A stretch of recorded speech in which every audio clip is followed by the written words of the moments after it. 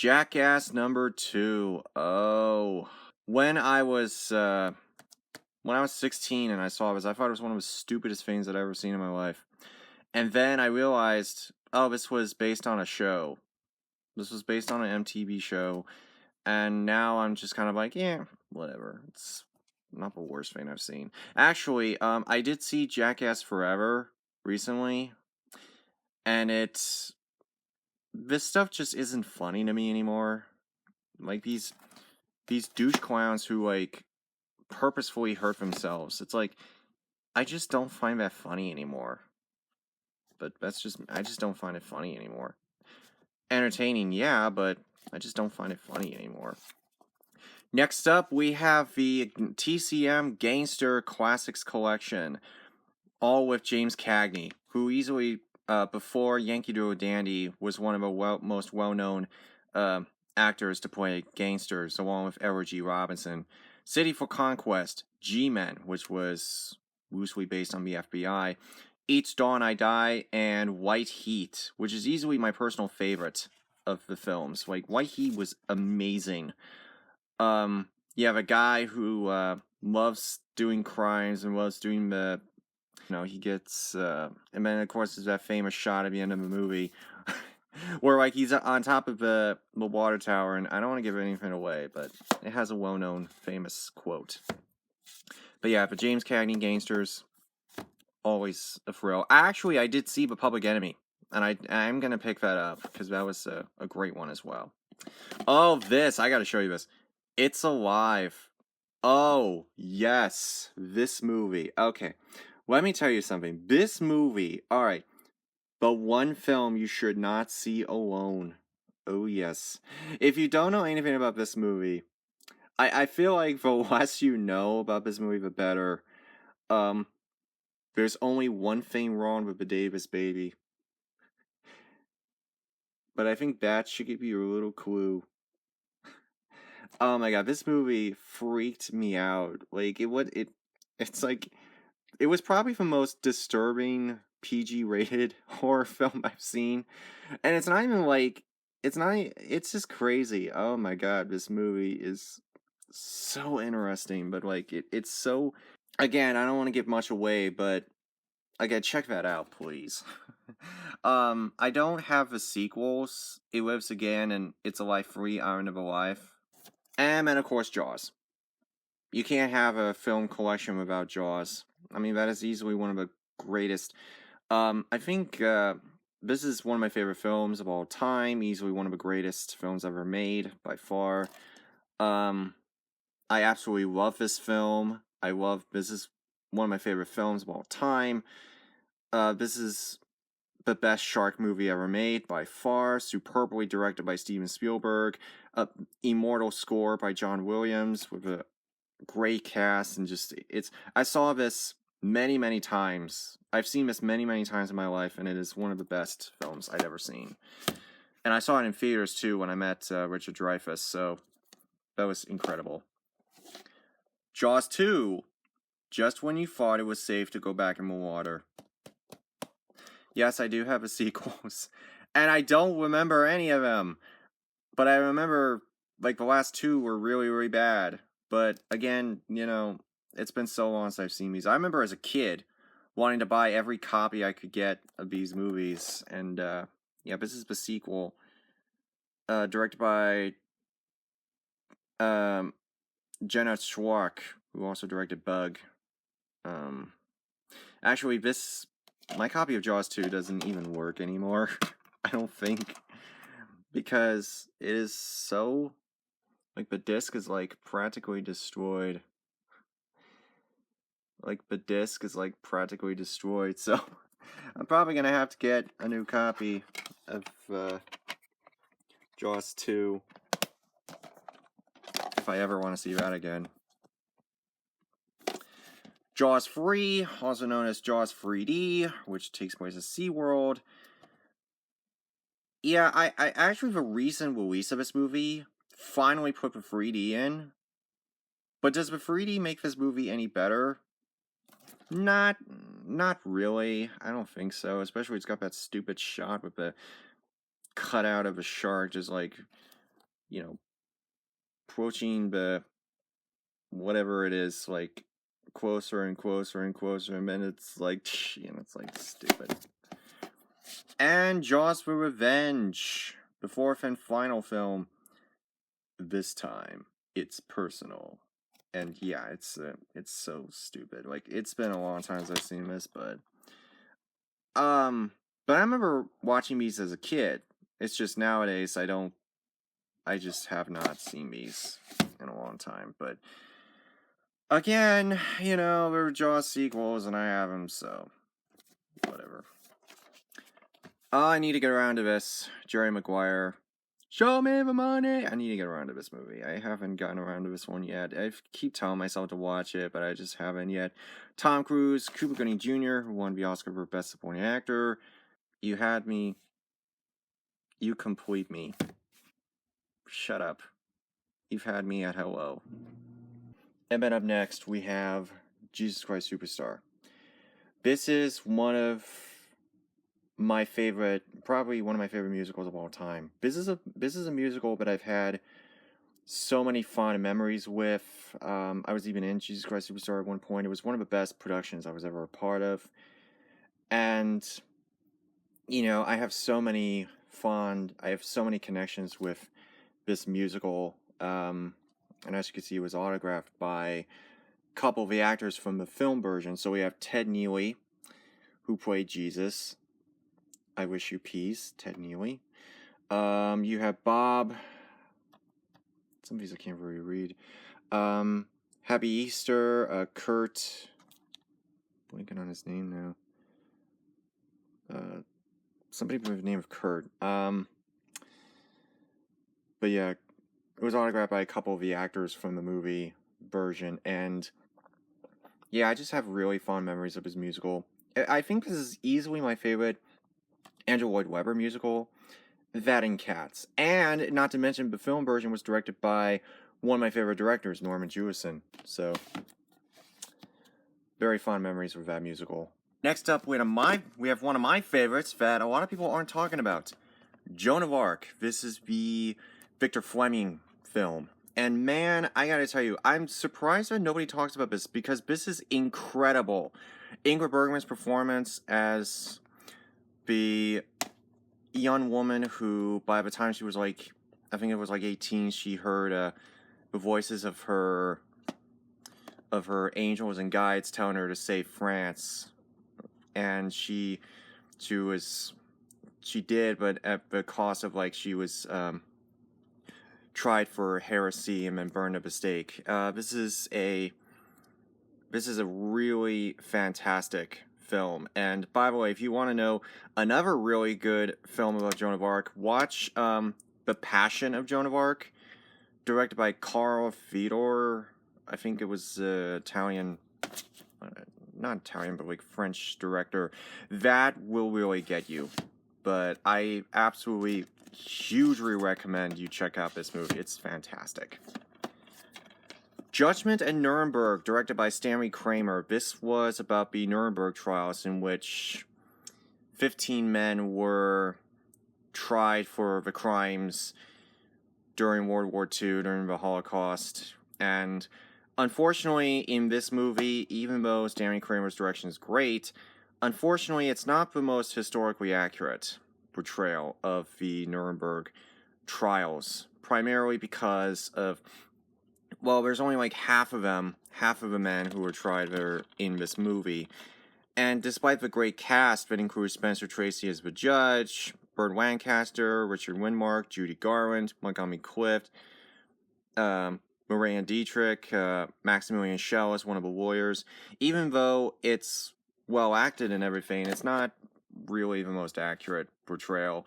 It's one of the two. But there's this one called Nuremberg in 2000. That's easily the best one I can recommend to you, because that one's more accurate and it has all the men that were tried during the trial.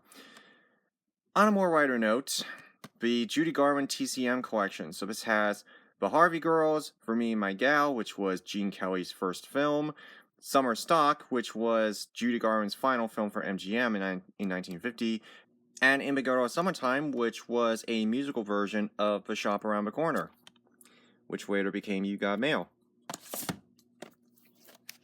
JFK, this is easily one of Oliver Stone's best movies.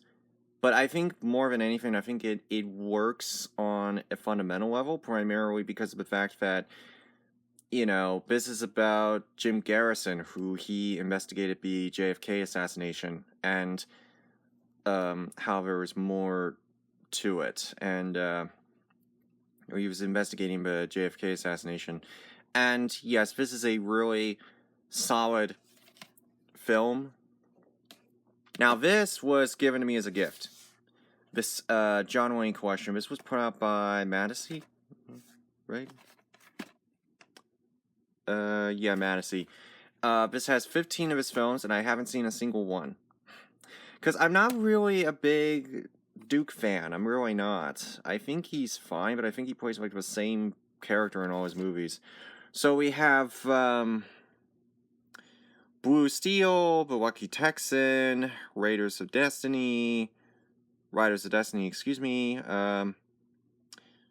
Betrayal Beyond, The Man from Utah. Yeah, a lot of these movies, a lot of you guys don't know, but they're all the movies that he did between the 1930s and 1940s. And yeah, it's haven't seen a single one of those, but that was given to me as a gift, so yeah. On next, we have one I've been meaning to get around to, Johnny Belinda. So we have Jane Wyman as a deaf mute person who she warms up to woo heirs, and I think Jane Wyman won Best Actress, and I haven't seen it yet. Julie and Julia. This was kind of a decent Nora Ephron movie.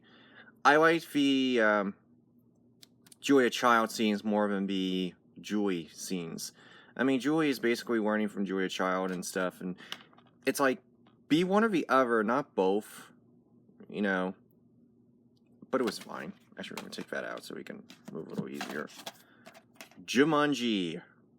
Why did we need sequels? Why did we need sequels to Jumanji? There absolutely was no reason why we needed sequels to Jumanji whatsoever. I mean, I liked the first film fine. That's one of the best.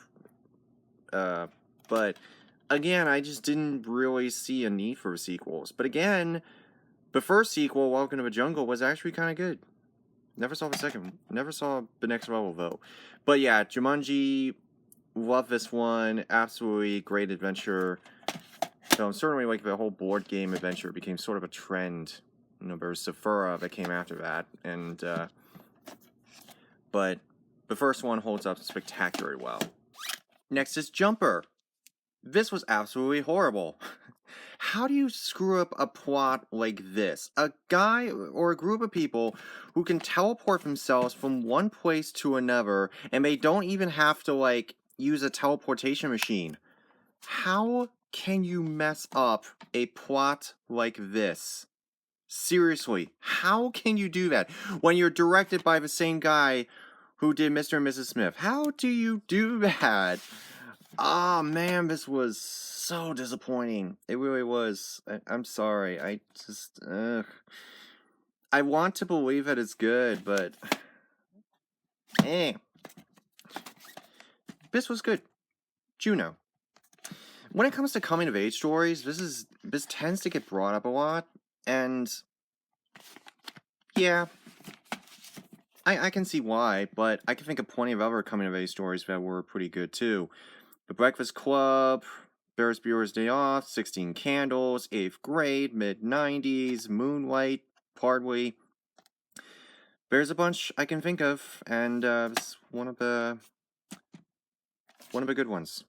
But again, it's been a long time since I've seen this. You have Ellen Page and Michael Cera, J.K. Simmons. Yeah, it was good. Been a while, though. The Jungle Book. You can't go wrong. You can't go wrong with the classics. Of course, this is the one that... I mean, yeah, this has been one of Disney's finest films. And certainly more lighthearted than the original books. But who cares? People think of...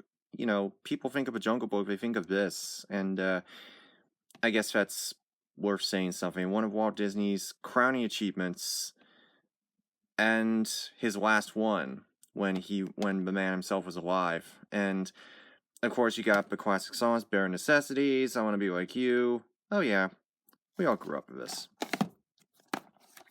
And the live action remake. Honestly, it's not bad. I talked about this before in my live action remake video, but honestly, I just think it's fine. It's not. It's one of the better live action remakes. It's one of the better live action remakes.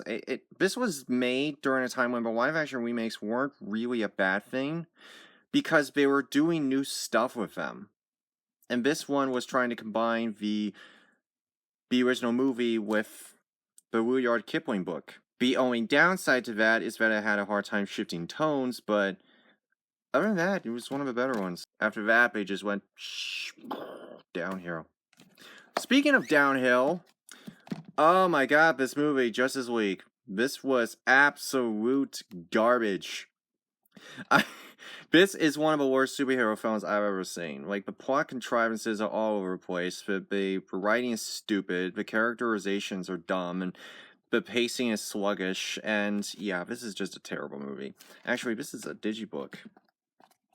Which is weird because you can't even find these anymore. So, yeah. It's not a good movie at all. It's actually one of the worst superhero films I've ever seen. But it's not one of the worst films I've ever seen, but it's pretty bad, honestly. Although, one reason why it turned out bad was because Zack Snyder had to leave production early, and I believe James Gunn had to, like, finish it. I believe it's James Gunn. No, it's Josh Whedon. Yeah, Zack Snyder had to leave, Josh Whedon had to finish it, and it turned out pretty bad. But I will say, though, the Snyder Cut is better. Alright, speaking of better, we have Jurassic Park. Oh, yes. I used to own the Adventure Collection, but unfortunately my copy is scratched beyond belief. But I ended up getting this instead. This is the Ultimate Trilogy. If you want to see Jurassic Park on Blu-ray, check out this. Don't get any of the later sets, because the movie has, like, this... It's, like, unnaturally dark. And it's been like that for a while, but they might have fixed it. But if you've seen Jurassic Park like that, do not be misled. Anyway, Jurassic Park, one of the best sci-fi films of all time, directed by Steven Spielberg. Immortal, amazing, absolutely timeless and classic. Mix of practical effects and CG. And yes, this is one of the best, by far. One of the classic. And a story of man playing God, and it's a cautionary tale, and it does it really, really well. The Lost World Jurassic Park was fine. Was a fine movie, but again, as far as the other two films, I don't remember them that much. The Lost World Jurassic Park basically took elements from the Arthur Conan Doyle story, and Jurassic Park 3, it's been a while since I've seen it, but I did remember liking it when I was younger. And then we have what came after. Jurassic World, the fourth film.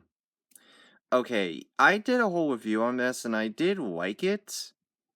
But again, I'm not entirely sure why I like it now.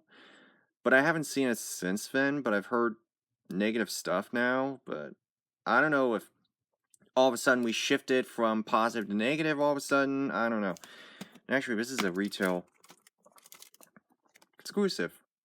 I believe this is a Target exclusive. I did see Fallen Kingdom. And Fallen Kingdom, I did a whole review on, and it was absolutely terrible. It was a disaster. So bad. It was so badly written. And yeah, I still haven't seen Dominion. But I'm like, why would you see it?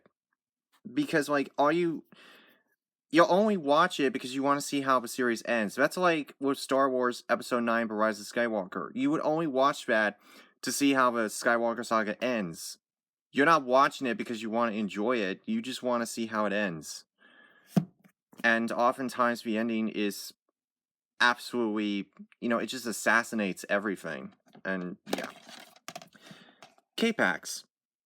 Okay, I didn't know if I would keep this in my question, but I'm gonna keep it because I saw this several months ago and I ended up liking it. It's kind of more of a mystery film rather than a sci-fi film, but it works. Kevin Spacey comes from this planet called K-Pax, and Jeff Bridges is trying to find out who he is. And the less you know about this movie, the better, but it's worth checking out. Underrated. Karate Kid, easily one of the best martial arts films, 1984. This is great. Ralph Macchio, Pat Morita. Very, yeah, I don't think I really need to say anything about this movie because it's definitely an 80s classic right here, 1984. This kid who gets bullied and then he gets taught how to defend himself in a healthy way, led by Pat Morita. But yeah, actually, it's interesting. The director of this, John Avildsen, also directed Rocky. I never saw any of the sequels. I believe there were 4 of them. And then next up, we have Kelly's Heroes. This is actually a underrated World War II comedy. Actually, I believe this was the first World War II comedy that I can think of. At least one that was a straight comedy. But you wouldn't fire this under comedy. You would fire it under war. Clint Eastwood, Telly Savalas, Donald Sutherland, Don Rickles. Yeah, I really enjoyed this one. This is a really good, Next, Keeper of a Flame, with Spencer Tracy and Katharine Hepburn. Spencer Tracy and Katharine Hepburn were, like, best friends. She was actually his unofficial nurse when his alcoholism got really bad.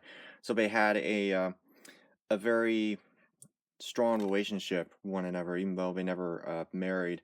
But they did many films together, some of them classics. And this is just one I haven't seen yet. Next up, we have Kidnap with Halle Berry. This is a great thriller because it's basically just one giant car chase. You know, her son is kidnapped and she's trying to rescue him. It's a really great thriller. It's basically a return to the car chase films of the 70s, and it works. Next, we have Kid Galahad, Elvis film from 1962. This was actually a remake of a Edward G. Robinson movie from, I believe, 1935 or 1936.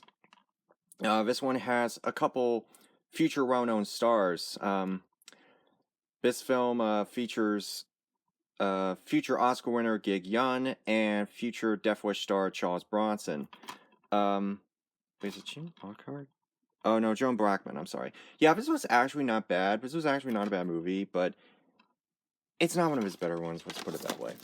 Killer Clowns from Outer Space. Now, if you're afraid of clowns, look away for a minute. Don't let the cover fool you. It's actually more silly than it sounds.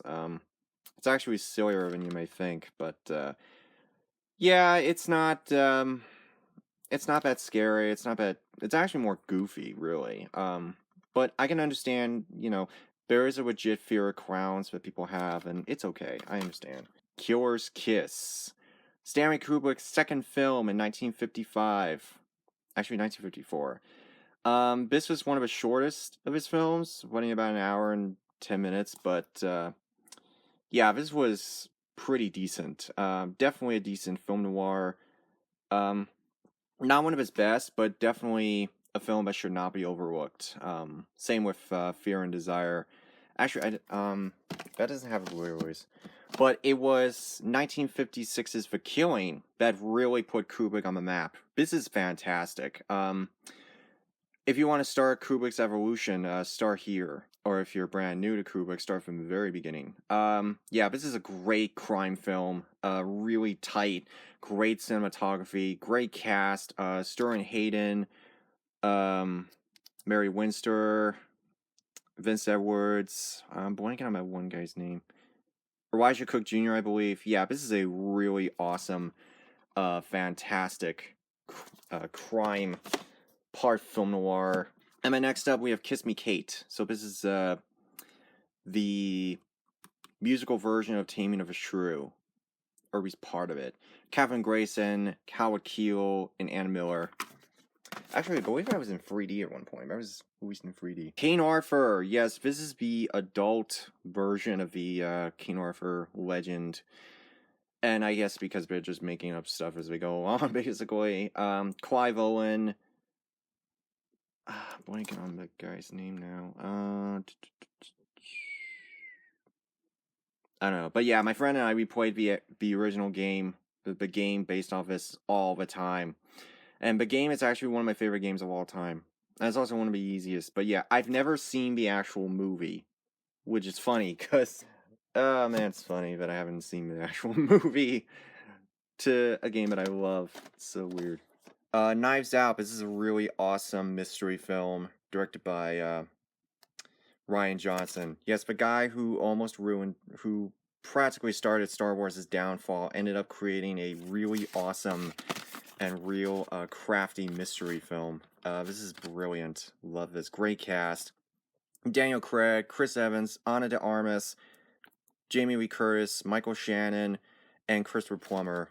Just really awesome, tight, wonderful mystery film. Really love this. So we're trying to solve the mystery of who killed Christopher Plummer's character, and it's not clear cut. You have to do a little bit of thinking in order to actually solve it. But yeah, it's really great. King Creole, Elvis's fourth film, and easily his best one from 1958.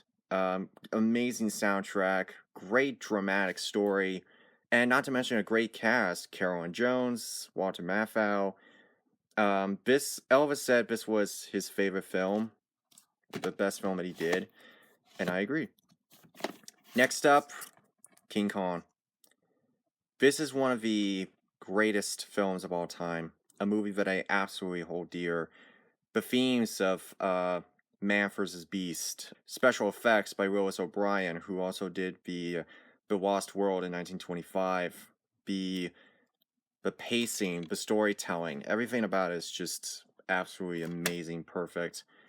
Yeah, one of my favorite films of all time. And I also have King Kong vs. Godzilla, which East meets West. But yeah, this is a really great film. And it's funny, actually, there is some book that came out during the 1980s that actually said this movie had two endings. But two endings does not exist. You can search all you want, but it doesn't exist. Of course, this was before we got Godzilla vs. Kong, and now Godzilla X Kong, Godzilla and Kong, whatever. Knocked Up. I am not a fan of this one at all. I'm not a fan of this one. I'm sorry. I know some people like it, but not me. I just think this concept isn't really funny. Seth Rogen plays a guy who gets drunk at his bar, meets this girl, stuff happens, and then she ends up pregnant, and now he has to be the father. And yeah, this concept just isn't funny. I would almost it just isn't funny to me at all. I'm sorry. I know some people think that's funny, but not me. Good Boys and Good Boys have the same problem as that. King of Comedy. I remember I watched this Jerry Lewis tribute on Turner Classic Movies, and I saw two movies that night: The Nutty Professor and this one. The Nutty Professor was shown first, and this is actually a very underrated comedy. Well, actually, it's a drama, but it's set in the world of comedy. Jerry Lewis gets kidnapped by Robert De Niro in this one, and yeah, pretty good. The King's Speech, Best Picture winner 2010, about King George VI, and how he became the King of England, and how he learned to get over his stuttering with the help of a therapist played by Jeffrey Rush. Very interesting story, very interesting film for sure. Not sure about the accuracy, but it's pretty good otherwise. The Kingdom, this is an underrated one. This is actually a weird deluxe edition. I don't know where it came from, but anyway. Yeah, The Kingdom's not bad. The Kingdom was not a bad movie at all. Jamie Foxx and Jennifer Gardner. I actually kind of thought this movie was good. Set in Saudi Arabia. I think they're infiltrating this terrorist or something. Well, it's been a while since I've seen that. Kingdom of Heaven. I have not seen this at all. This is a Ridley Scott movie I have not seen. But it looks interesting, though. Although I'm not sure which cut to watch. think when I get around to a roadshow. Up next, we have Kramer vs. Kramer, Best Picture winner, 1979. I absolutely adore this film. This is probably the best movie about divorce that I can think of. Actually, this came out before Marriage Story with Adam Driver and Scarlett Johansson. So, those are the only two movies I can think of that directly deal with divorce. But I think I like this one more because it's so moving and touching that, it's not just like, the two characters basically being bitter and screaming at each other. It's actually very heartfelt in that one. Especially toward, like, the end. It doesn't end the way you'd expect. Kung Fu Panda. Yup, the first one. I've seen the first two, but I've not seen the third one. And actually, I'm kind of surprised that we're even making a fourth one. It's kind of strange, really. But at least we're finally getting one. Yeah, Jack Black, Dustin Hoffman, just really great animation, a good story. Actually, I believe this was meant to be a parody of Kung Fu Hustle, which was kind of interesting, really. Yeah, this is pretty interesting film. I really enjoyed that one. Actually, the second one, to me, had the best villain. The one who was trying to steal, the one who was trying to destroy all of, Kung Fu by his cannon, and Po having to surge inside himself to defeat him.